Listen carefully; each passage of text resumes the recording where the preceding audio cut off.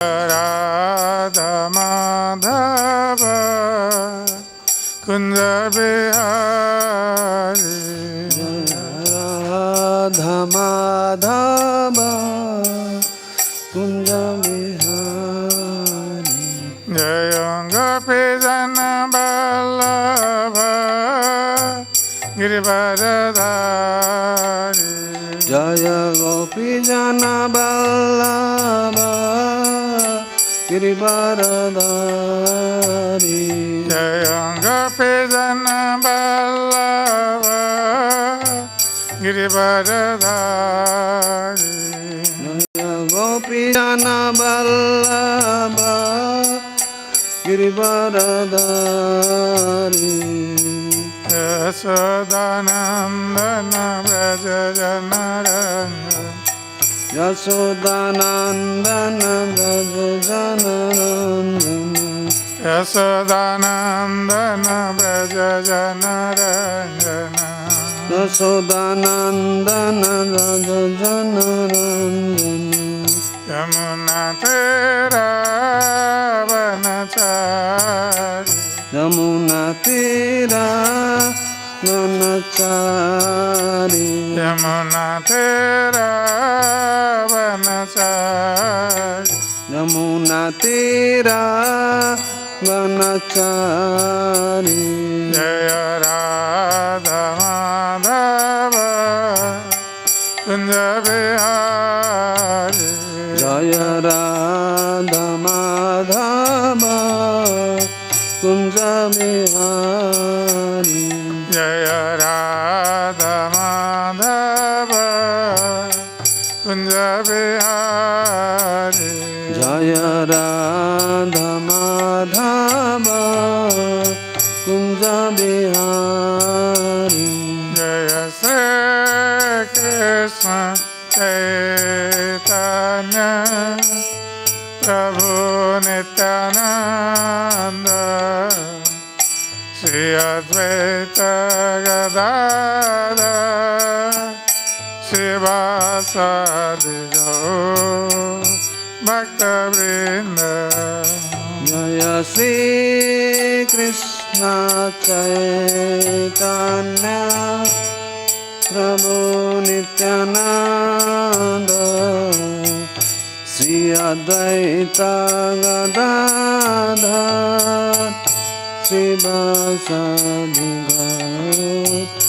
भक्तवृंद जय श्री कृष्ण चैतन्य प्रभु नित्यानंद श्री अद्वैत गदाधर शिवासादि गौर भक्तवृंद जय श्री कृष्ण चैतन्य प्रभु नित्यानंद श्री अद्वैत गदाधर शिवासादि गौर भक्तवृंद हरे कृष्ण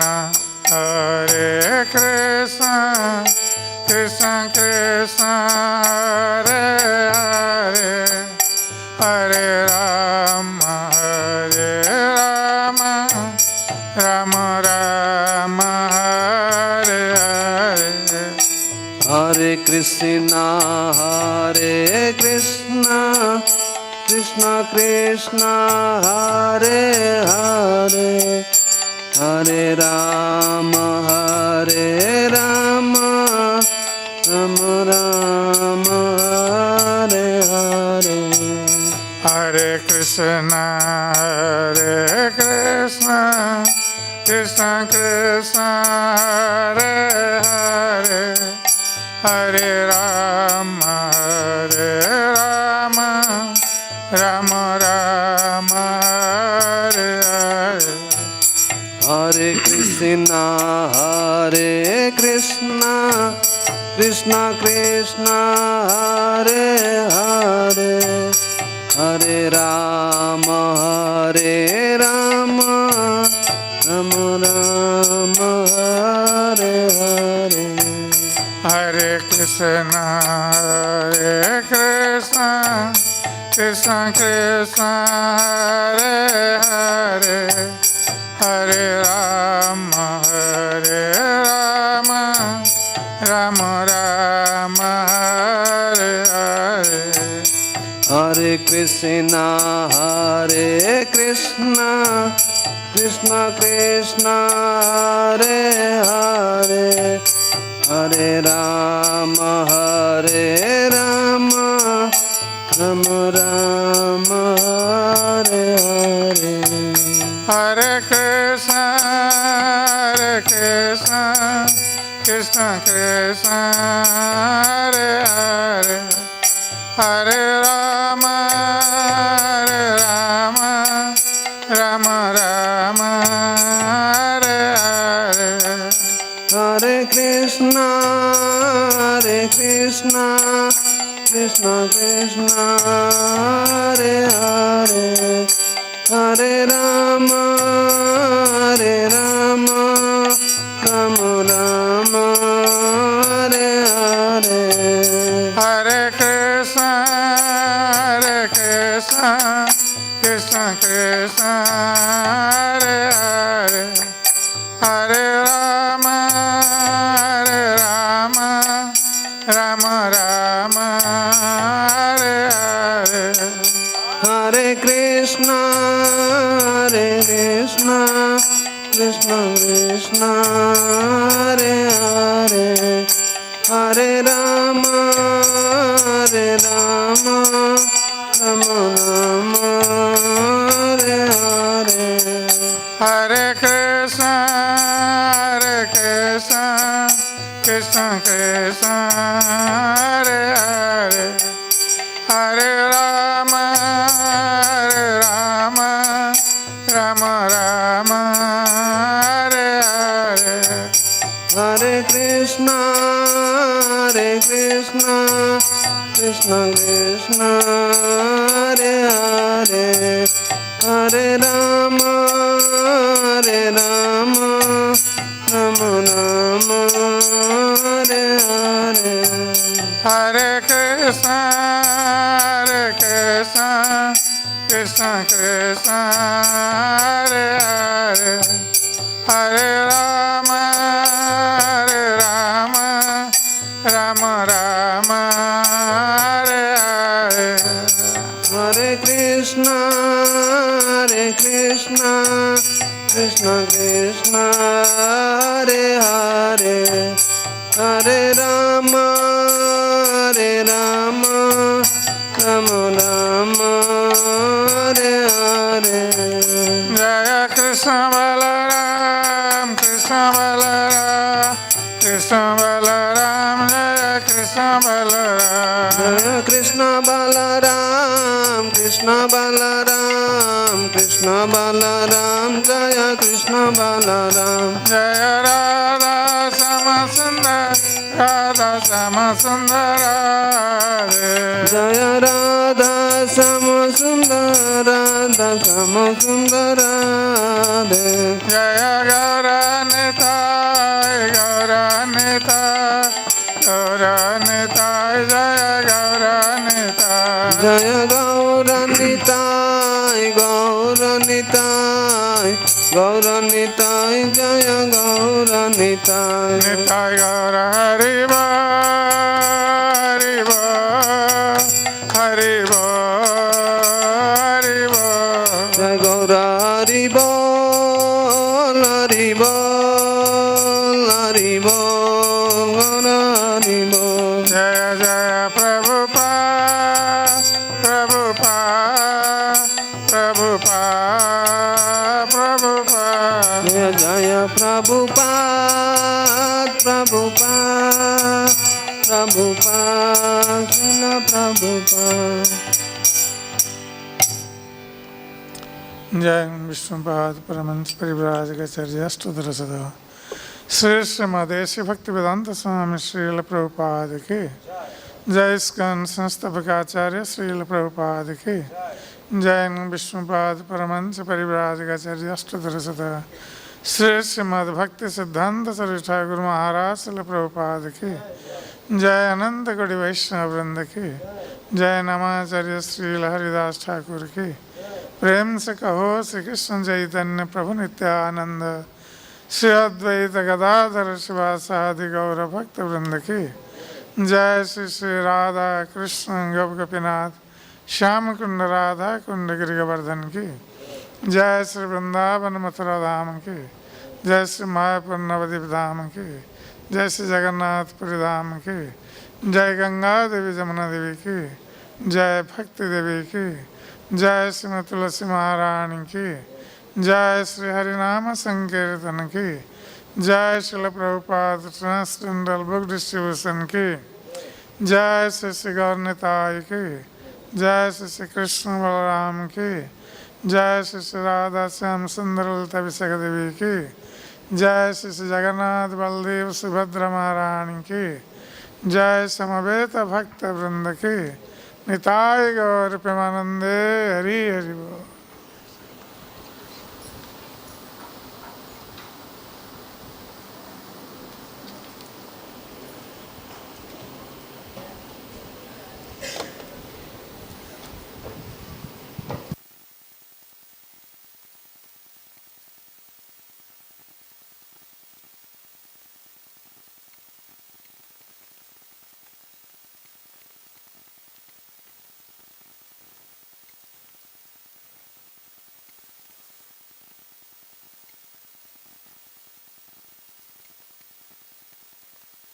ठीक है, देर बाबू इठे बाबू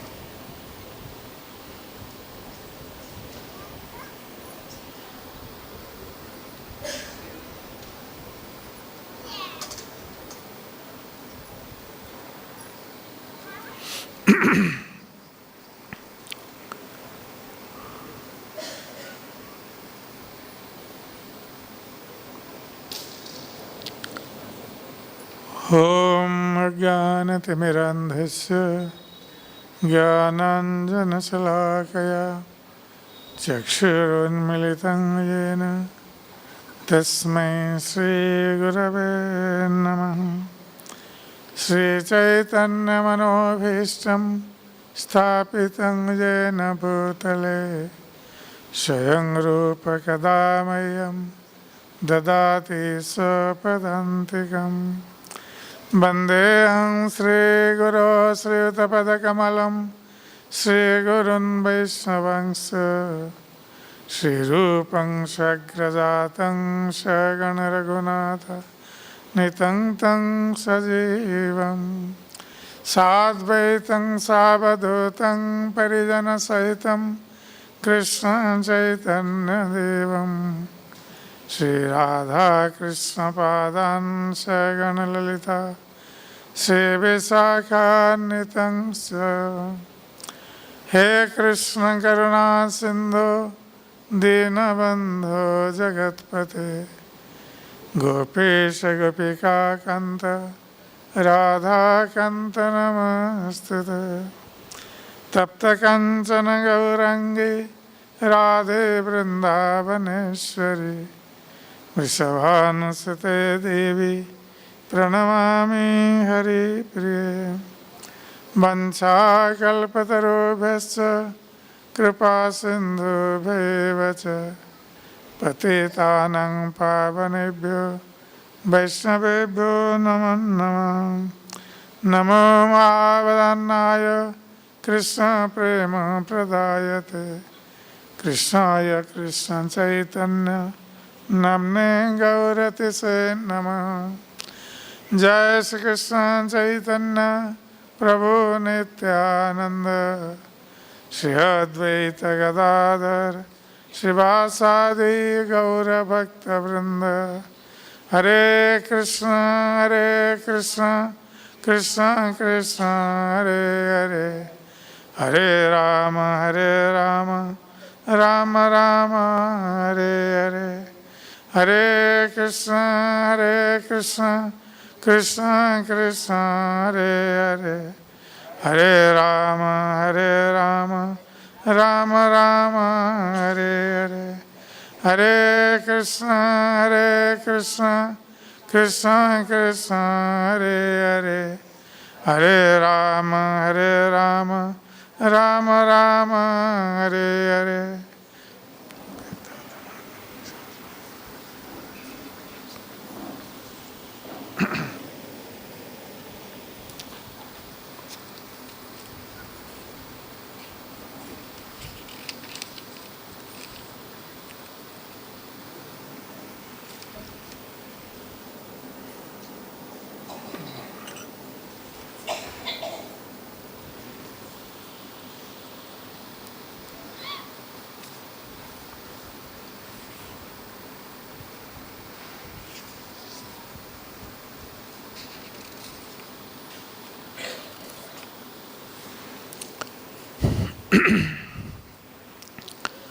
आज यहाँ पर उपस्थित भक्त सज्जन वृंद और मातृ वृंद,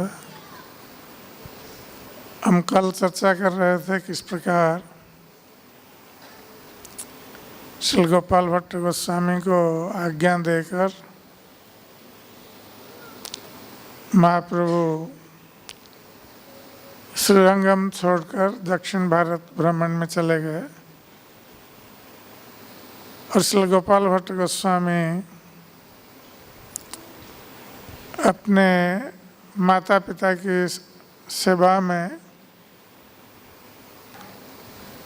कुछ वर्ष तक रहे और माता पिता के देहांत होने के उपरांत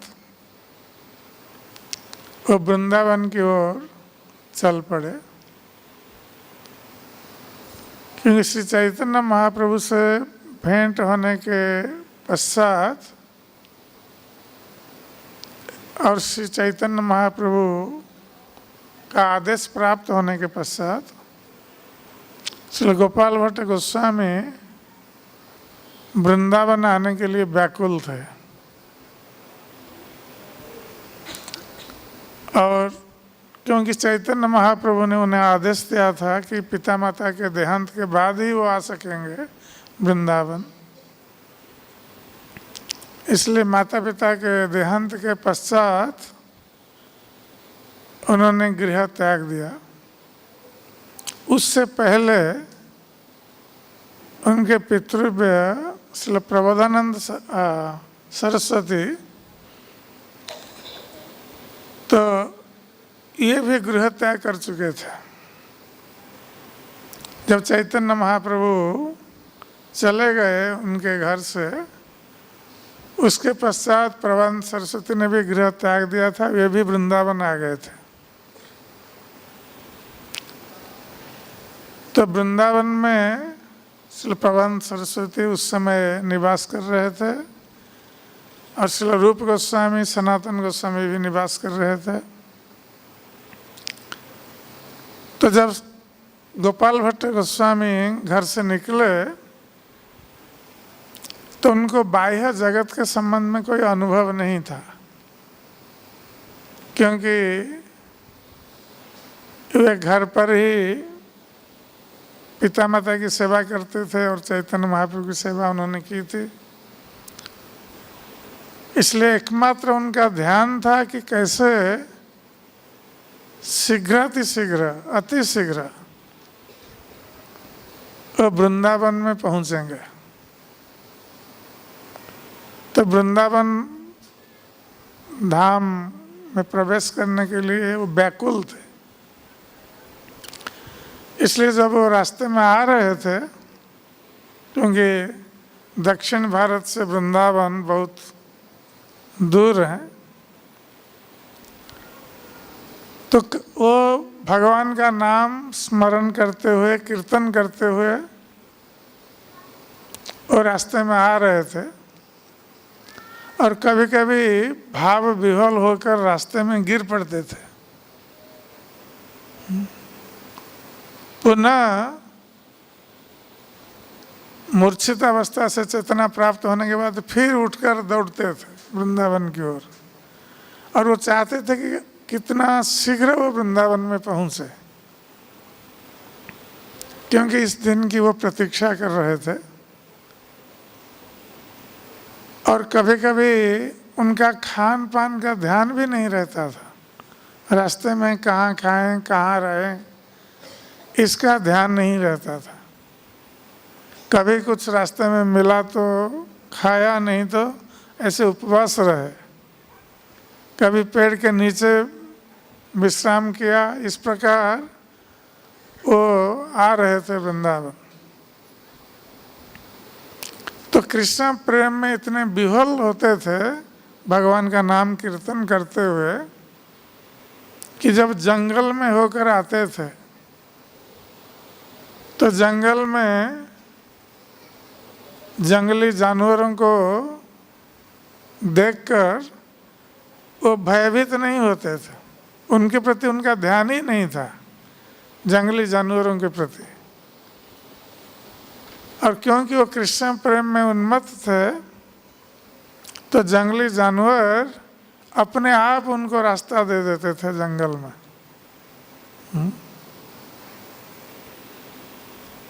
तो इस प्रकार जब वो आ रहे थे तो रास्ते में एक ब्राह्मण मिले उनसे, और उन ब्राह्मण ने उनसे कहा कि हम भी आपके साथ वृंदावन चलेंगे।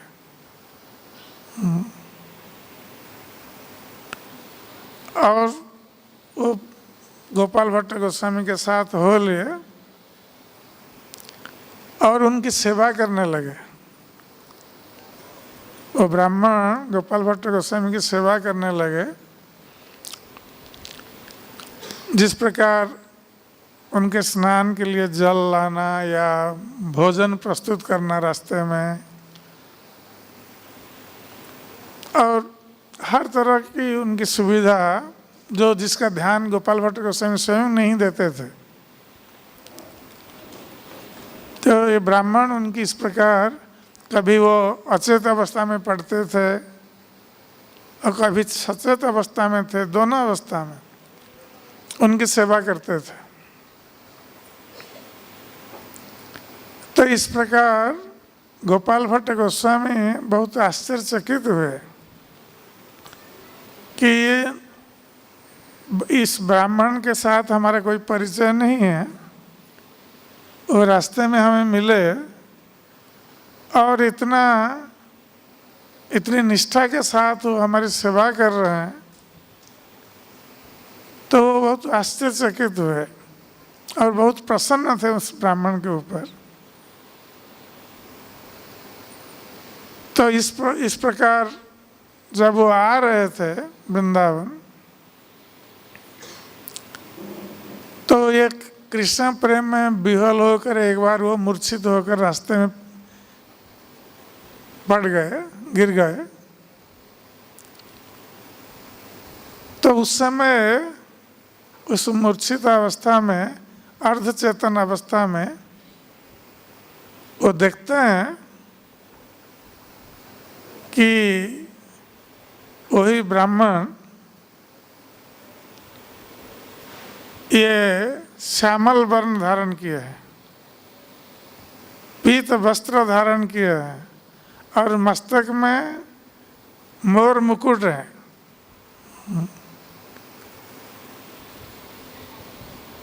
तो ये गोपाल भट्ट गोस्वामी ने जब देखा, वो अचेत अवस्था में, अर्धचेतन अवस्था में इस दृश्य को, तो आश्चर्यचकित हो गए।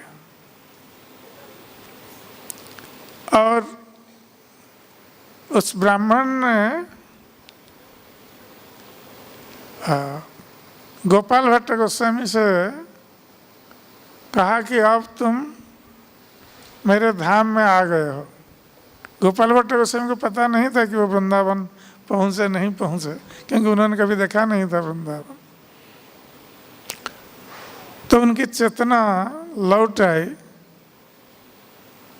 तो वो आश्चर्यचकित हो गए कि ये स्वयं, और ब्राह्मण अंतर्धान हो गए जो ब्राह्मण उनके साथ आ रहे थे।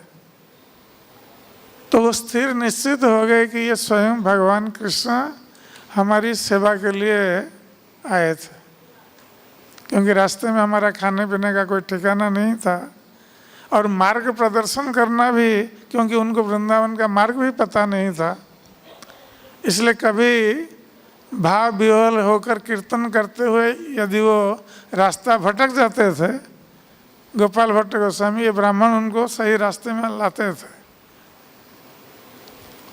तो जब वो ब्राह्मण अंतर्धान हो गए और उन्होंने इस प्रकार देखा स्वप्न में, तो स्थिर निश्चित हो गया कि स्वयं भगवान कृष्ण हमारी सहायता के लिए आए थे ब्राह्मण के रूप में, और उन्होंने हमारी बहुत बड़ी सेवा की है। भगवान कृष्ण ने हमारी सेवा की है। तो बहुत दुखी हो गए कि हम इतना अधम पतित हैं और भगवान कृष्ण हमारी सेवा के लिए ब्राह्मण के रूप में आकर उन्होंने हमारी सेवा की है। तो वो कह रहे थे कि आपने ऐसा क्यों किया?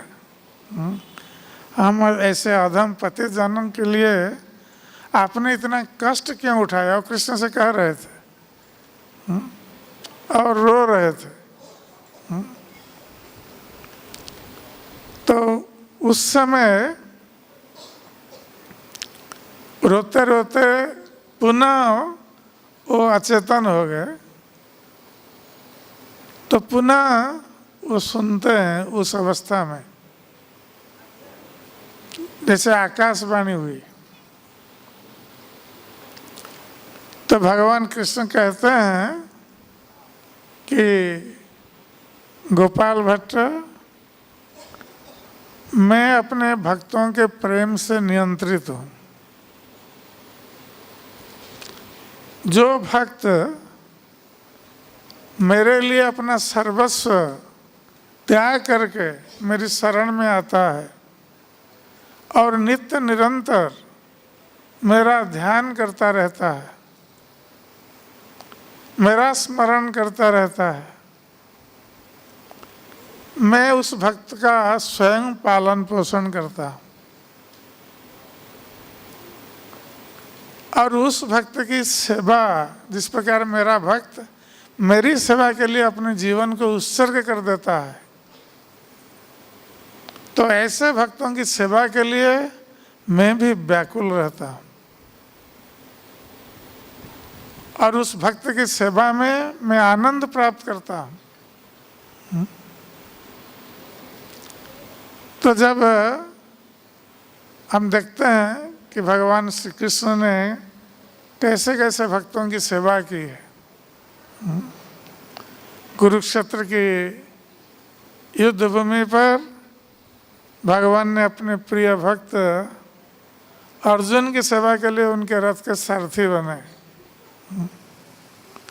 जब सुदामा विप्र गए थे द्वारका, तो भगवान कृष्ण ने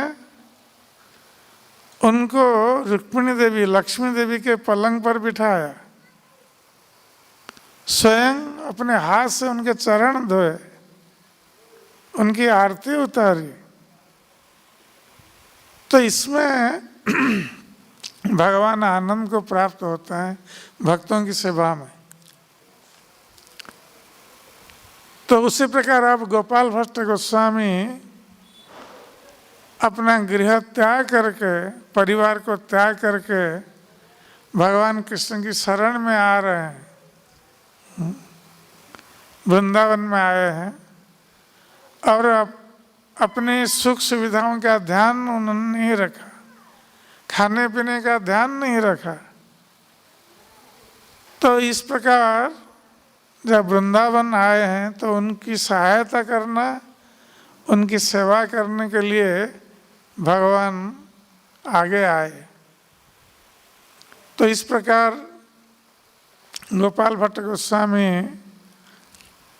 जब ये स्वप्न में देखते हैं, भगवान, ये आकाशवाणी होती है और भगवान इस प्रकार कहते हैं,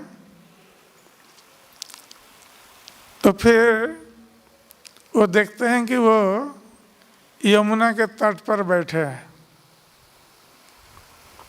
और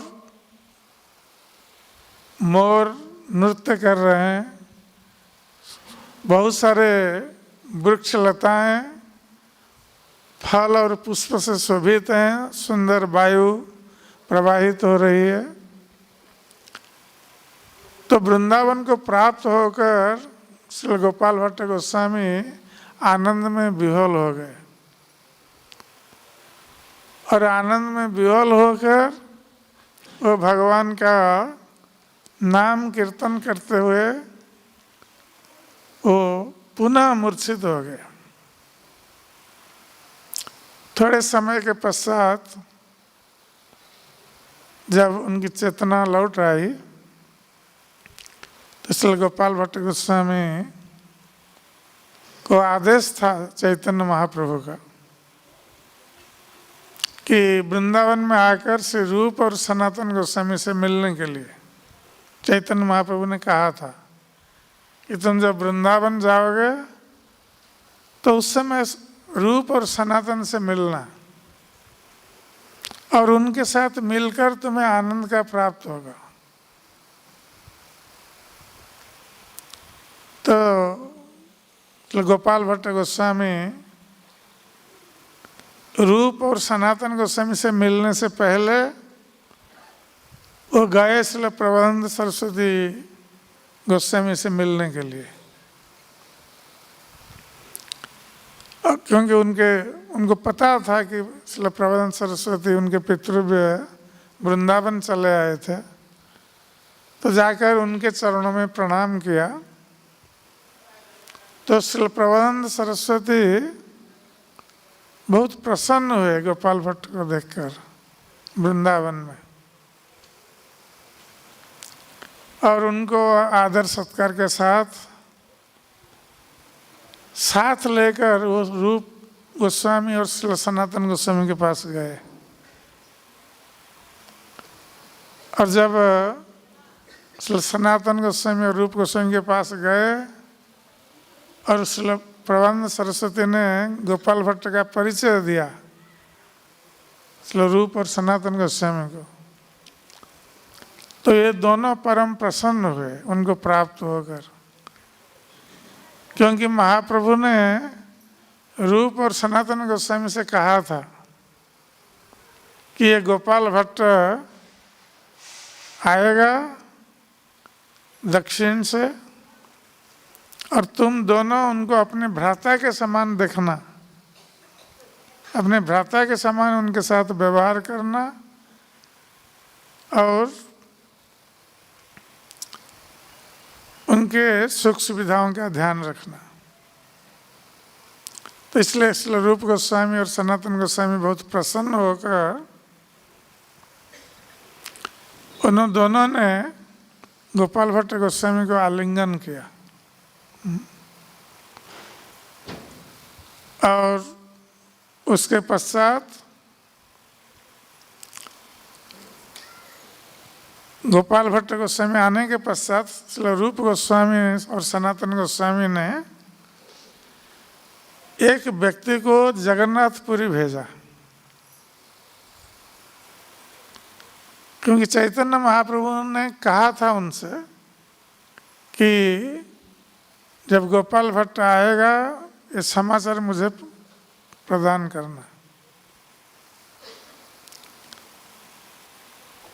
तो उधर से चैतन्य महाप्रभु दक्षिण भारत का भ्रमण करते हुए नीलाचल आ गए थे और एक दिन श्री चैतन्य महाप्रभु गदाधर पंडित के पास गए, जो टोटा गोपीनाथ में गदाधर पंडित रहते थे, तो वहीं सत्संग होता था। चैतन्य महाप्रभु जाते थे वहाँ पर और दूसरे भक्तगण भी सब वहाँ पर एकत्रित थे। तो सारे भक्तों के बीच श्री चैतन्य महाप्रभु ने कहा कि बहुत दिन से वृंदावन से कोई समाचार नहीं आया है और वृंदावन का समाचार श्रवण करने के लिए मैं व्याकुल हूँ। जब इस प्रकार भक्तों से कह रहे थे चैतन्य महाप्रभु, तो उसी समय ये जो व्यक्ति को भेजा था रूप और सनातन गोस्वामी ने पत्र देकर, वो व्यक्ति आकर वहाँ पर पहुँचा। क्योंकि उस समय पत्र विनिमय का साधन एकमात्र कोई दूत या व्यक्ति के द्वारा होता था कोई व्यक्ति को भेजा जाता था, और ये सब पैदल आना जाना करते थे। कोई यान वाहन की व्यवस्था नहीं थी। तो उस समय वृंदावन से नीलाचल जाना, नीलाचल से वृंदावन आना बहुत समय लगता था। तो जब ये व्यक्ति रूप गोस्वामी का पत्र लेकर पहुंचा, तो चैतन्य महाप्रभु बहुत प्रसन्न हुए कि वृंदावन से समाचार आया है। तो सभी भक्तों के सामने उन्होंने ये पत्र खोला और पत्र पढ़कर चैतन्य महाप्रभु बहुत प्रसन्न हुए, ये जानकर कि अब गोपाल भट्ट गोस्वामी वृंदावन आ गए। तो श्री चैतन्य महाप्रभु ने सारे भक्तों से श्री गोपाल भट्ट गोस्वामी का गुणगान किया अपने मुख से, जहाँ भगवान स्वयं अपने भक्त का गुणगान करते हैं। इस प्रकार भक्त भगवान के गुणगान करने में आनंद प्राप्त करते हैं, उसी प्रकार भगवान भी भक्त के गुणगान में आनंद प्राप्त करता है। तो श्री चैतन्य महाप्रभु ने भक्तों से कहा कि मैं जब दक्षिण भारत भ्रमण में गया था तो श्रीरंगम में गोपाल भट्ट के पिता के घर पर रुका था 4 महीना, चतुर्मास वहीं व्यतीत किया था। और उनके घर पर सारा परिवार और विशेष रूप से ये गोपाल भट्ट जो उस समय बालक थे, 11 वर्ष के बालक, उन्होंने मेरी बहुत सेवा की है और ये शास्त्रों में प्रवीण है और भक्ति में भी प्रवीण है, दोनों। और अब वो गोपाल भट्ट अपने पिता माता के देहांत के पश्चात अब ये वृंदावन पहुंच गया है। इससे मैं परम प्रसन्न हूँ, क्योंकि मैं यही चाहता था और उनके पिता माता को भी यही कहा था। तब रूप और सनातन के साथ गोपाल भट्ट निवास कर रहे हैं और उनको मैंने जो आदेश दिया है रूप और सनातन को, उस कार्य में ये सहायक बनेगा गोपाल भट्ट। तो चैतन्य महाप्रभु ने गोस्वामियों को जो आदेश दिया था, एक तो आदेश था भक्ति शास्त्र की रचना करने के लिए, और दूसरा आदेश था लुप्त तीर्थ उद्धार करने के लिए। भगवान कृष्ण के जितने लीला स्थान हैं वृंदावन में, उनका उद्धार करने के लिए श्री चैतन्य महाप्रभु ने गोस्वामियों को आदेश दिया था, और भक्ति शास्त्र प्रणयन करने के लिए भी आदेश दिया था। और तीसरा था विग्रह की अर्चना ये स्थापित करने के लिए, भगवान के विग्रहों की अर्चना पद्धति स्थापित करने के लिए।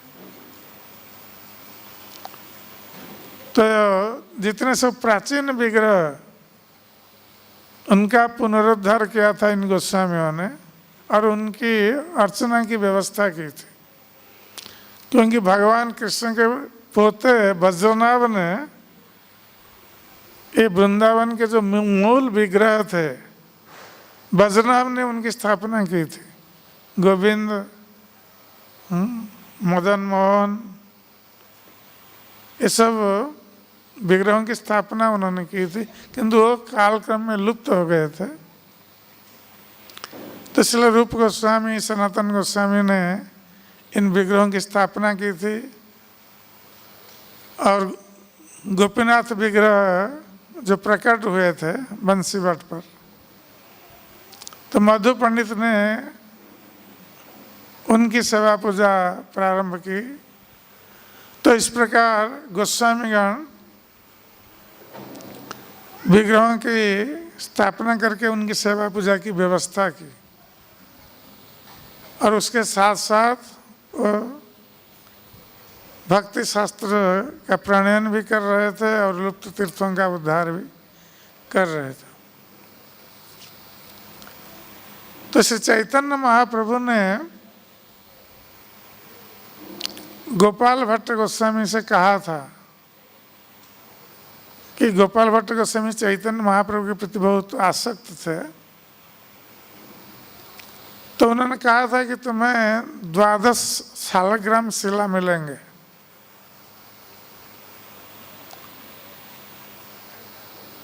और तुम उन शिलाओं की पूजा करना।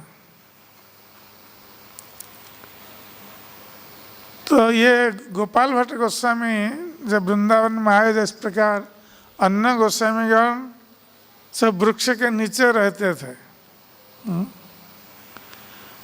आज एक वृक्ष के नीचे, दूसरे दिन दूसरे वृक्ष जी भ्रमण करते रहते थे वृंदावन। और वृंदावन उस समय घोर जंगल था, आजकल जैसा वृंदावन नहीं था।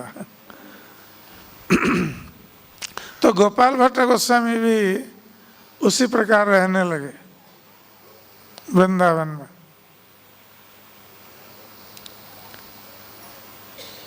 तो जब वो प्रचार के लिए गए थे गोपाल भट्ट गोस्वामी,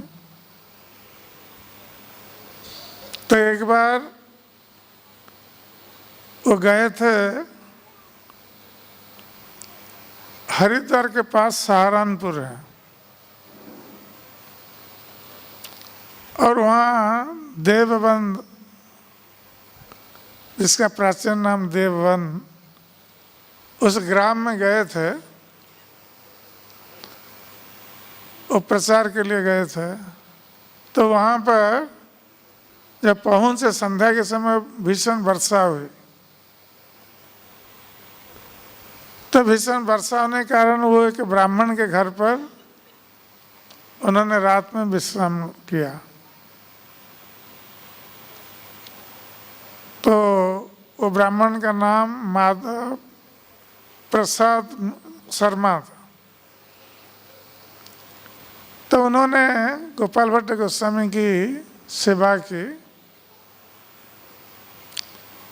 और चलो गोपाल भट्ट गोस्वामी बहुत प्रसन्न हुए उनकी सेवा से। किंतु वो ब्राह्मण की कोई संतान नहीं थी। तो इसलिए गोपाल भट्ट गोस्वामी ने उन पर संतुष्ट होकर आशीर्वाद दिया था कि तुम्हारा एक कृष्ण भक्त पुत्र उत्पन्न होगा, ये आशीर्वाद दिया था। तो उस ब्राह्मण ने कहा था कि जो प्रथम पुत्र उत्पन्न होगा मैं आपकी सेवा के लिए उसको अर्पित करूंगा। तो इस प्रकार उनके घर पर गोपाल भट्ट गोस्वामी रहे। वहाँ से फिर वो चलते हुए गंडकी नदी में स्नान करने के लिए चले गए। तो गंडकी नदी में स्नान करते समय जब सूर्य के लिए अर्घ्य प्रदान करने के लिए अंजलि में पानी ले रहे थे, तो एक शिला गंडकी नदी से उनके अंजलि में आ गई। वस्तुतः वही दामोदर शिला थे। तो गोपाल भट्ट गोस्वामी को स्मरण हो आया कि चैतन्य महाप्रभु ने कहा था शालग्राम शिला की पूजा करने के लिए। तो उन दामोदर शिला को लेकर वो आए किंतु वो भूल गए थे कि चैतन्य महाप्रभु ने कहा था कि 12 शिला तुम्हें प्राप्त होंगे, सालग्राम शिला। तो ये एक ही शिला प्राप्त हुए। दूसरे दिन जब वो गंडकी नदी में गए जल लाने के लिए, क्योंकि वो वृंदावन लौटना चाह रहे थे, तो जैसे अपना पात्र जल के लिए, जल भरने के लिए डुबाते हैं गंडकी नदी में, इसमें और 11 शिला आ जाते हैं अपने आप उनके पात्र में। तो तब उनको स्मरण हुआ कि नहीं, चैतन्य महाप्रभु ने 12 शिला के लिए कहा था, अब 12 हो गए। तो उन शिलाओं को लेकर वो आए वृंदावन। और श्री गोपाल भट्ट गोस्वामी निधिवन के पास सेवा कुंज है, जहाँ भगवान ने रास लीलाएं की थी, तो वहीं पर एक बट वृक्ष के नीचे उन्होंने अपना कुटीर बनाया था, वहीं रहते थे। जब शिला लेकर आए उनकी पूजा करते थे और एक टोकरी में उनको रख करके वृक्ष की डाली पर टांग देते थे रात में।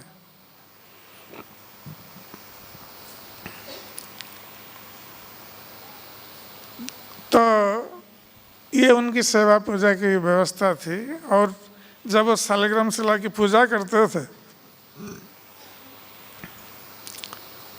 तो शालिग्राम शिला में वो चैतन्य महाप्रभु को दर्शन करते थे। तो ये इस प्रकार भाव में पूजा करते थे। और कभी कभी उनके मन में आता था कि ये शिला यदि कृष्ण का रूप बन जाए, जिस प्रकार भगवान कृष्ण त्रिभंग ललित सुंदर हैं, तो इस शिला यदि भगवान के त्रिभंग ललित सुंदर रूप में प्रकट हो तो मैं उनकी सेवा और अच्छी तरह कर सकूं, उनको पोशाक अलंकार आदि पहना सकूं। इस प्रकार उनके मन में भावना थी। तो एक दिन एक सेठ आए वृंदावन में और ये सारे मंदिर में गए दर्शन करने के लिए। उस समय गोविंद, गोपीनाथ, मदन मोहन सभी का दर्शन किया और हर स्थान पर भगवान के लिए कुछ वस्त्र और अलंकार दान में दिया। तो उसी प्रकार वो आए गोपाल भट्ट के पास और उनको भी कुछ भगवान की सेवा के लिए वस्त्र अलंकार प्रदान किए। तो गोपाल भट्ट गोस्वामी ने तो रख लिया उन वस्त्र अलंकार को, किंतु उनके मन में दुख था कि हमारे पास तो शालिग्राम शिला है, उनको हम वस्त्र अलंकार कैसे पहनाएंगे। यदि भगवान त्रिभंग सुंदर ललित रूप ग्रहण करते तो मैं उनको ये पहना कर उनकी सेवा पूजा करता। तो भगवान भक्त वत्सल हैं, भक्त के मन के भाव को जानते हैं। तो रात में वो शालिग्राम शिला को वो टोकरी में लटका करके वृक्ष के डाली में रख दिए हैं। सुबह गए स्नान करने के लिए जमुना में, और स्नान करके आते हैं, जब वो टोकरी ला कर देखते हैं तो जो दामोदर शिला थे वो त्रिभंग सुंदर रूप में प्रकट हो गए हैं। जय श्री राधा रमन की। तो ऐसे रूप को देखकर वो बहुत प्रसन्न हुए, क्योंकि वो चाह रहे थे कि भगवान इस रूप में प्रकट हो, क्योंकि वो देख रहे थे गोविंद, गोपीनाथ और मदन मोहन तो तो गोविंद का मुख बहुत सुंदर है और गोपीनाथ का वक्षस्थल बहुत सुंदर और मदन मोहन का चरण। तो ये गोपाल भट्ट गोस्वामी जाते थे 3 विग्रहों का दर्शन करने के लिए, तो वो सोचते थे कि यदि भगवान इस रूप में प्रकट हो जिनमें गोविंद का मुख, गोपीनाथ का वक्षस्थल और मदन मोहन के चरण कमल, तो अब जो दामोदर शिला से भगवान प्रकट हुए तो उनमें ये सारे लक्षण थे। उनमें गोविंद के मुख, गोपीनाथ के वक्षस्थल और मदन मोहन के चरण कमल, तो बहुत सुंदर विग्रह थे। तो बहुत प्रसन्न हो गए गोपाल भट्ट गोस्वामी इन विग्रहों को देखकर। तो जब ये समाचार वृंदावन में फैल गया, जो रहते थे साधु भक्त लोग, रूप गोस्वामी, सनातन गोस्वामी आदि, तो ये लोग तुरंत आए दर्शन करने के लिए भगवान का। और उन्होंने भगवान का नाम रखा राधा रमन, क्योंकि जिस तल पर भगवान प्रकट हुए थे, क्योंकि भगवान की रासस्थली थी, तो भगवान जब वृंदावन में रास कर रहे थे, भगवान ने कई स्थानों पर रास किए, रासलीलाएं किए। वृंदावन में जो रास, शरत रास जिसको कहा जाता है, अभी ये शरतकालीन रास का समय, आश्विन पूर्णिमा से कार्तिक पूर्णिमा रास पूर्णिमा कहा जाता है। तो ये शरतकालीन रास वृंदावन में हुआ था। तो वृंदावन में रासलीला में हर तरह की गोपियों ने भाग लिया था, इसलिए वृंदावन के रास को पंचायती रास कहा जाता है। हर तरह के लोग, हर तरह की गोपियां थी। किंतु भगवान कृष्ण ने गोवर्धन में जो रासलीलाएं की है, चंद्र सरोवर में, तो वहां पर केवल भगवान के अंतरंग गोपियों के साथ भगवान ने रासलीला की। किंतु यहाँ पर हर तरह की गोपियां थी। तो हम लोग जानते हैं कि जब गोपियों के साथ भगवान नृत्य कर रहे थे और संगीत का गान कर रहे थे, तो जितनी गोपियां थी उतने कृष्ण थे। तो हर गोपी अपने पास कृष्ण को पाती थी और नृत्य करती थी कृष्ण के कंधे पर बाहु डालकर। तो गोपियों के मन में थोड़ा गर्व हो गया। ये लोग सोचने लगी कि हमारे समान भाग्यशालिनी स्त्रियां इस संसार में और कोई नहीं है।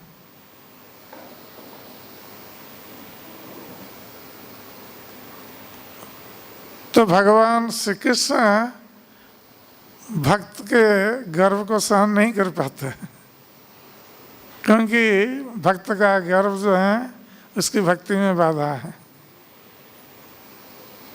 इसलिए वो व्यवस्था करते हैं जैसे भक्त दीनहीन हो जाए।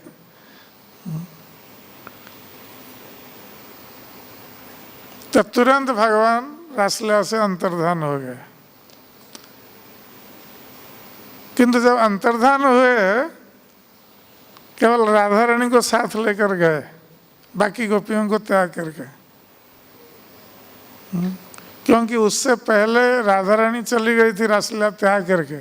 उनको अच्छा नहीं लग रहा था, क्योंकि भगवान कृष्ण हर तरह के गोपियों के साथ नृत्य कर रहे थे। इसलिए राधा रानी सोच रही थी कि इसमें मेरा क्या महत्व है। हम भी हर तरह की गोपियों के समान हम भी एक गोपी हैं, हमारा कोई महत्व नहीं है इसमें। इसलिए राधा रानी अभिमान करके वो रासलीला त्याग करके चली गई और कृष्ण उनके पीछे पीछे रासलीला त्याग करके चले गए। और जब गोपियों ने देखा कि भगवान कृष्ण नहीं है रासलीला में, फिर उनका जो गर्व था कि हम भाग्यशालिनी गोपी हैं, तो उनका गर्व खंडन हो गया। अब सब रोने लगी कृष्ण के विरह में, कृष्ण को खोजने लगी। और चांदनी रात में वो सारे वृंदावन में खोजती है कृष्ण को, वृक्ष लताओं से पूछती है कृष्ण कहाँ है, कोई उत्तर नहीं देता है।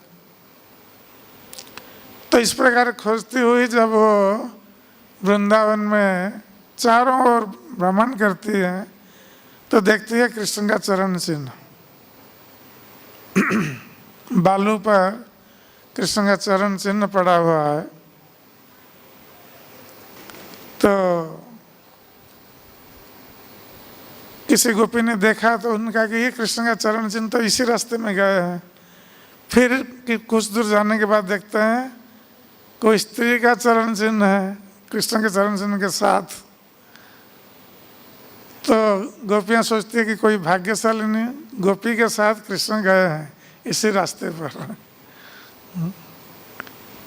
तो इस प्रकार कुछ दूर जाने के पश्चात देखते हैं कि कोई चरण चिन्ह दिखाई नहीं पड़ता है, न किसी गोपी का और न कृष्ण का।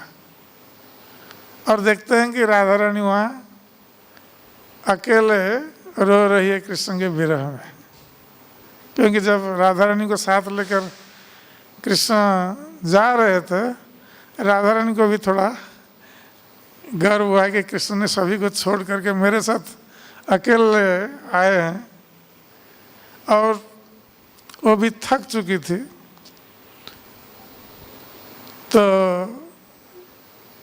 कृष्ण से राधा रानी ने कहा कि हम और आगे नहीं चल सकते, यदि आपको और आगे जाना है आप जहाँ चाहेंगे आप मुझे ले सकते हैं, मैं और चल नहीं सकती। तो भगवान कृष्ण ने कहा कि ठीक है मेरे कंधे पर बैठ जाओ। और जब श्रीमती राधा रानी भगवान कृष्ण के कंधे पर बैठने जा रही, कृष्ण अंतर्धान हो गए। तो अब राधा रानी कृष्ण के विरह में क्रंदन कर रही है, रो रही है।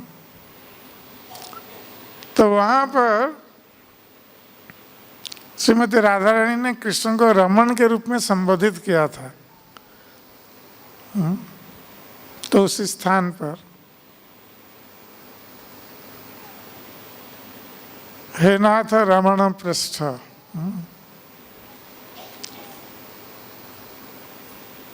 तो इसलिए उनका जो भगवान प्रकट हुए शालिग्राम शिला से वही सेवा कुंज के पास, इसलिए उनका नाम रखा गया राधा रमण, जो राधा रानी के प्रिय है। तो इस प्रकार भगवान श्री कृष्ण प्रकट हुए शालिग्राम शिला से, और गोपाल भट्ट गोस्वामी बहुत प्रसन्न थे और ध्यान पूर्वक प्रेम पूर्वक वो राधा रमण की सेवा कर रहे थे। और राधा रमण विग्रह 16 अंगुली 1 फुट करीब हो, छोटे विग्रह किंतु बहुत सुंदर विग्रह। तो गोपाल भट्ट गोस्वामी उनकी सेवा कर रहे थे, और जब सेवा करते थे राधा रमण के विग्रह को देखकर वो रोते थे प्रेम विह्वल होकर। और उन विग्रह में वो श्री चैतन्य महाप्रभु का स्मरण करते थे। श्री चैतन्य महाप्रभु के प्रति उनका बहुत प्रेम था और श्री चैतन्य महाप्रभु ने अपने को कृष्ण के रूप में उन्हें दर्शन दिया था श्रीरंगम में। इसलिए गोपाल भट्ट गोस्वामी जानते थे कि कृष्ण और श्री चैतन्य महाप्रभु अभिन्न है। तो ये राधा रमन की पूजा करते समय उसे चैतन्य महाप्रभु का उनमें स्मरण करते थे।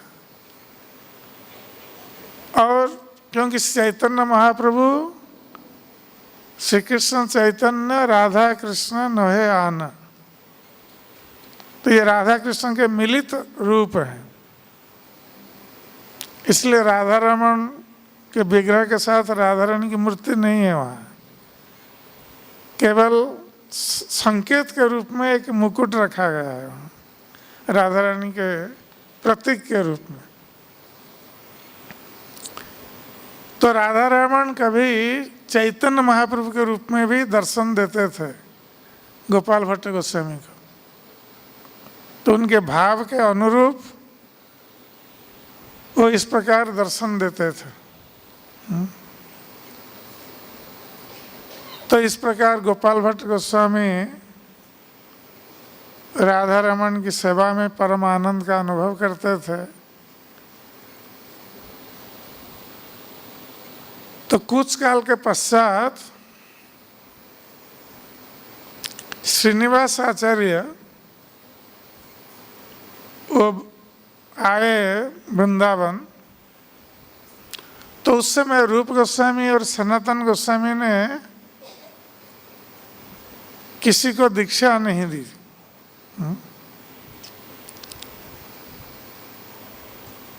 और उन्होंने रघुनाथ भट्ट गोस्वामी और गोपाल भट्ट गोस्वामी इन दोनों को गुरु बनने के लिए, क्योंकि वो चैतन्य महाप्रभु की इच्छा भी थी, तो गुरु बनने के लिए उनको उसी प्रकार स्थापित किया गुरु के रूप में। क्योंकि जब रूप गोस्वामी ने पत्र भेजा था चैतन्य महाप्रभु के पास, गोपाल भट्ट यहाँ पहुँच गए हैं, उस समय चैतन्य महाप्रभु ने भी पत्र भेजा था रूप गोस्वामी के पास और उसमें लिखा था कि हम बहुत प्रसन्न हैं कि गोपाल भट्ट अब आ गया है वृंदावन, तो उनको भ्राता के समान देखना। और चैतन्य महाप्रभु ने गोपाल भट्ट गोस्वामी के लिए डोर कौपिन, अपना बहिर्वास और एक आसन भेजा था नीलाचल से। तो जब रूप गोस्वामी ने गोपाल भट्ट गोस्वामी को ये वस्त्र से प्रदान किए, वस्त्र और आसन, तो गोपाल भट्ट गोस्वामी बहुत प्रसन्न होकर चैतन्य महाप्रभु के प्रति प्रेम विभोर होकर रोने लगे। और उस आसन जो चैतन्य महाप्रभु ने प्रदान किया था, ये गोपाल भट्ट गोस्वामी सोच रहे थे कि चैतन्य महाप्रभु के आसन में हम कैसे बैठ सकते हैं, इसमें मेरा अपराध होगा। किंतु रूप गोस्वामी और सनातन गोस्वामी ने कहा कि क्योंकि ये चैतन्य महाप्रभु का आदेश है, तुम्हारे लिए भेजा है आसन, इसलिए यद्यपि तुम अपनी इच्छा से इस आसन पर नहीं बैठ सकते, किंतु चैतन्य महाप्रभु की आज्ञा है, उनका आदेश है, तो उनकी आज्ञा का तुम पालन नहीं करने से फिर अपराध होगा, इसलिए तुम आसन पर बैठ के कृष्ण कथा कह सकते हो। तब गोपाल भट्ट गोस्वामी ने उस आसन पर बैठ करके वो कृष्ण कथा कहने लगे और बाद में दीक्षा भी देने लगे। तो तो रूप और सनातन गोस्वामी दोनों ने ये व्यवस्था दी थी कि बंगाल से गौड़ देश से जितने भक्त आएंगे वृंदावन और वो दीक्षा लेना चाहेंगे तो वो रघुनाथ भट्ट गोस्वामी से दीक्षा लेंगे। और पश्चिम में, भारत के पश्चिम क्षेत्र से जितने लोग आएंगे वृंदावन दीक्षा लेने के लिए, इस गोपाल भट्ट गोस्वामी से दीक्षा लेंगे। ये व्यवस्था उन लोगों ने की थी। किंतु जब श्रीनिवास आचार्य आए, यद्यपि वो गौड़देश से आए थे, ये व्यतिक्रम थे, क्योंकि चैतन्य महाप्रभु ने गोस्वामियों से कहा था कि तुम लोग भक्ति शास्त्र की रचना करो और इसका प्रचार करने के लिए जो व्यक्ति आवश्यक है वो जन्म ले चुका है और अतिशीघ्र वृंदावन आएगा। तो अब श्रीनिवास आचार्य, जिनको बाद में जीव गोस्वामी ने ये दायित्व सौंपा था, प्रचार का दायित्व, श्रीनिवास आचार्य, नरोत्तम दास ठाकुर और श्यामानंद प्रभु। तो श्रीनिवास आचार्य जब आए वृंदावन, जीव गोस्वामी के पास आए थे, और तब तक रूप सनातन वो चले गए थे भगवत धाम। तो जीव गोस्वामी ने श्रीनिवास आचार्य को भेजा गोपाल भट्ट गोस्वामी के पास, और स्वयं साथ लेकर आए। और गोपाल भट्ट गोस्वामी को देखकर श्रीनिवास आचार्य प्रभु ने प्रणाम किया और उनके चरणों में शरण ग्रहण करने के लिए निवेदन किया। तो गोपाल भट्ट गोस्वामी ने उनको आश्वस्त किया, उनकी पीठ पर हाथ रखकर, और बाद में उनको दीक्षा प्रदान की। तो श्रीनिवास आचार्य उनके पहले शिष्य बने गोपाल भट्ट गोस्वामी के। बाद में और कुछ शिष्य बने, जैसे सहारनपुर देववन से जो ब्राह्मण को आशीर्वाद दिया था गोपाल भट्ट गोस्वामी ने, और उस ब्राह्मण ने कहा था कि हमारा प्रथम पुत्र आपकी सेवा के लिए हम भेजेंगे। तो उस ब्राह्मण ने अपने प्रथम पुत्र, जिनका नाम था गोपीनाथ, उनको भेजा वृंदावन। तो एक दिन गोपाल भट्ट गोस्वामी जमुना से स्नान करके आ रहे हैं, तो ये गोपीनाथ आकर बैठा है जिस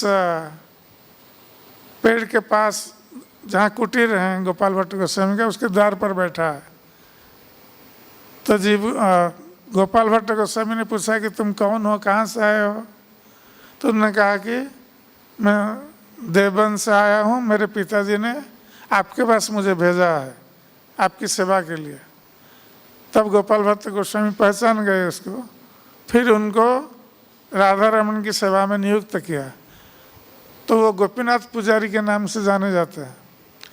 किंतु गोपीनाथ जी की गोपाल भट्ट गोस्वामी ने राधा रमन की पूजा के लिए उनसे कहा कि तुम विवाह करो, तुम्हारे वंश परंपरा से ये राधा रमन की सेवा चलेगी। किंतु वो अनिच्छुक थे विवाह करने के लिए, गोपीनाथ पुजारी, इसलिए उन्होंने विवाह नहीं किया, वो ब्रह्मचारी रहे आजीवन। उनके दूसरे भ्राता दामोदर गोस्वामी बाद में आए, तो उन्होंने विवाह किया और उसके बाद उनके वंश पराक्रम से अब राधा रमन की सेवा चल रही है। तो ये गोपीनाथ पुजारी भी इनके शिष्य थे गोपाल भट्ट गोस्वामी के। और एक विद्वान थे यहाँ वृंदावन में, ये कहा जाता है कि हरिवंश जी, ये बहुत बड़े विद्वान थे ब्रजवासी। ये भी पहले देवबंद से ही आए थे और ब्रज में वास करने लगे थे। तो ये आकर गोपाल भट्ट गोस्वामी की सेवा करते थे और गोपाल भट्ट गोस्वामी बहुत प्रसन्न थे उनके ऊपर। तो एक दिन एकादशी के दिन ये हरिवंश जी आए गोपाल भट्ट गोस्वामी से मिलने के लिए। तो गोपाल भट्ट गोस्वामी ने देखा, उन्होंने प्रणाम किया और बैठे। तो गोपाल भट्ट गोस्वामी ने देखा कि वो पान खा रहे हैं। तो गोपाल भट्ट गोस्वामी ने कहा कि आज एकादशी है और एकादशी में तुम पान चबा करके आए हो कैसे? तो उन्होंने कहा कि ये तो राधा रानी का प्रसाद है, हम राधा रानी का प्रसाद ले रहे हैं। तो गोपाल भट्ट गोस्वामी ने कहा कि देखो, शास्त्रों में वर्णन है कि भगवान का प्रसाद हम उसका सम्मान करें, सेवन करें, किंतु एकादशी के दिन नहीं। एकादशी को छोड़कर अन्य दिन हम ले सकते हैं। तो इसलिए उन्होंने कहा कि ये तो राधा रानी का प्रसाद है, मेरा प्रसाद होने पर भी एकादशी में हमें नहीं लेना चाहिए। तो वो उस दिन चले गए। फिर दूसरे दिन आए, दूसरे दिन भी पान चबा करके आए हैं। तो गोपाल भट्ट गोस्वामी उस दिन उन पर क्रोधित हो गए। उन्होंने कहा कि हमने कहा तुम्हें पान नहीं खाना चाहिए और तुम फिर भी खा के आते हो, प्रसाद मानकर मेरी आज्ञा की अवज्ञा करते हो, इसलिए मैं तुम्हें त्यागता हूँ। तो उन्होंने त्याग दिया उनको। तो गुरु चरण में अपराध होने के कारण वो वहाँ से चले गए। जाकर फिर वो उन्होंने अपने मंदिर बनाया और विग्रहों की स्थापना की, राधा वल्लभ विग्रह की। और कुछ दिन के पश्चात वो अपने पुत्रों को भगवान की सेवा का भार देकर वो भजन करने के लिए जंगल में चले गए। किंतु कुछ लुटेरों ने, डाकुओं ने उनकी हत्या कर दी। उनके सर काट करके उनके सर को जमुना में फेंक दिया। तो कुछ दिन के पश्चात गोपाल भट्ट गोस्वामी गए थे यमुना में स्नान करने के लिए। तो वो देखते हैं कि उनके चरण में कुछ जल में लग रहा है। तो उन्होंने कहा कि कुछ बहता हुआ आया होगा, वो चरण में उसको ठेल दिया। फिर भी आकर वो लग रहा है। ऐसे कई बार किया। तो जब वो डूब करके देखे क्या लग रहा है, देखा कि वो कटा हुआ मुंड है और वो हरिवंश का है। तो आश्चर्यचकित हो गए। और वो जो मस्तक है, कटा हुआ मस्तक, वो बोल रहा है कि गुरुदेव, आपसे मेरा अपराध हो गया है और गुरु अपराध के कारण मैं गोलोक वृंदावन में प्रवेश नहीं कर पा रहा हूँ। तो यदि आप मुझे क्षमा नहीं करते हैं तो हम गोलोक वृंदावन में प्रवेश नहीं कर पाएंगे। तो फिर क्योंकि वो राधा रानी के भक्त थे तो इसलिए उनके मुख से राधा नाम ही निकलता था हर समय। किंतु गुरु अपराध के कारण वो गोलोक वृंदावन में प्रवेश नहीं कर पा रहे थे। तो गोपाल भट्ट गोस्वामी ने कहा कि ठीक है, मैं तुम्हें क्षमा कर देता हूँ। उसके बाद फिर उनकी जाकर मुक्ति हुई। गोलक वृंदावन को प्राप्त हुए। इसलिए कभी गुरु वैष्णव के चरण में अपराध होने पर हमारी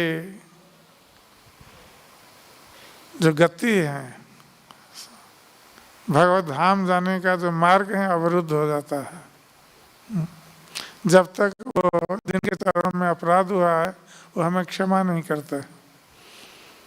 तो इस प्रकार गोपाल भट्ट गोस्वामी ने कई शिष्य बनाए और इस प्रकार उन्होंने अपनी लीलाएं की यहाँ पर वृंदावन में षड गोस्वामियों के रूप में बहुत प्रसिद्ध हुए।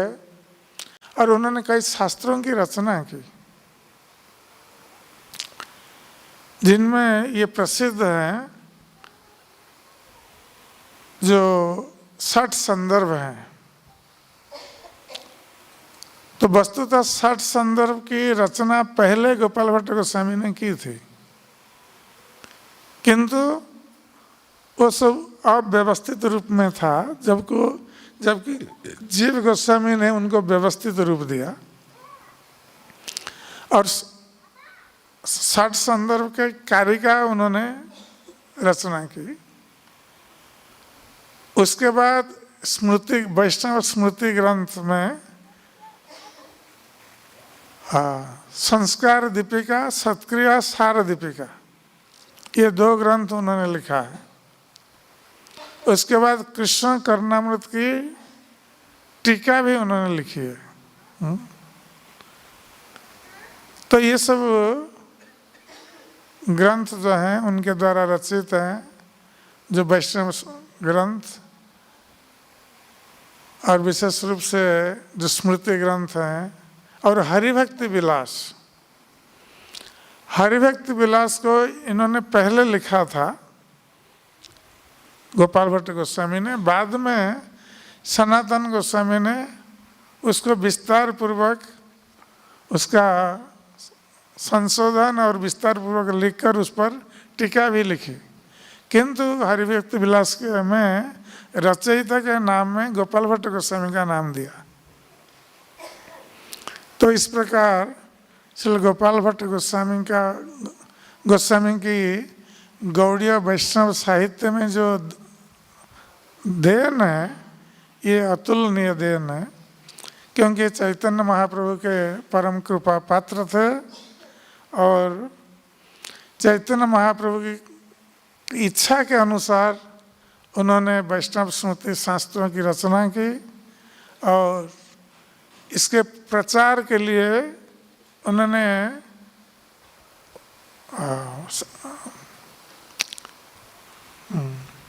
श्रीनिवास आचार्य को ये शक्ति प्रदान की। तो इस प्रकार श्री गोपाल भट्ट गोस्वामी हमारे गौड़ीय आचार्यों में और गोस्वामियों में अन्यतम, जिनकी कृपा से आज हम श्री राधा रमन जी का दर्शन प्राप्त करने का सौभाग्य प्राप्त होते हैं और हरि भक्ति विलास, सत्क्रिया सार दीपिका और संस्कार दीपिका आदि ग्रंथों को हम प्राप्त होते हैं, जो वैष्णवों के लिए बहुत आवश्यक नीति ग्रंथ या स्मृति ग्रंथ है कि वैष्णवों का कैसे भगवान की पूजा अर्चना संस्कार, ये सभी इसमें वर्णन है। दीक्षा संस्कार, संन्यास संस्कार, गृहस्थों का धर्म, वानप्रस्थ सन्यासी का धर्म, ये सब वर्णन है। तो ये हमारे लिए बहुत आवश्यक ग्रंथ हैं और इसके लिए हम श्री गोपाल भट्ट गोस्वामी के चरणों में ऋणी हैं और उनके जो भक्ति, कृष्ण भक्ति से भगवान प्रसन्न होकर स्वयं प्रकट हुए राधा रमन के रूप में और चैतन्य महाप्रभु के विशेष कृपा पात्र रहे, इसलिए उनकी कृपा हम कामना करते हैं कि श्री गोपाल भट्ट गोस्वामी हम पर कृपा करें और उनकी कृपा से हम इस भक्ति मार्ग में आगे बढ़ सकें और श्री श्री राधा कृष्ण के चरण कमल को, श्री चैतन्य महाप्रभु के चरण कमल को प्राप्त हो सके। हरे कृष्ण। जय श्री गोपाल भट्ट गोस्वामी की जय, श्री षड गोस्वामी वृंद की जय, श्रील प्रभुपाद जी महाराज की जय, गौर भक्त वृंद की जय, श्री श्री राधा रमन देव की जय, श्री श्री राधा श्याम सुंदर ललिता विशाखा देवी की जय, श्री श्री कृष्ण बलराम की जय, श्री श्री गौर निताई की जय, समवेत भक्त वृंद की निताई गौर प्रेमानंदे हरि।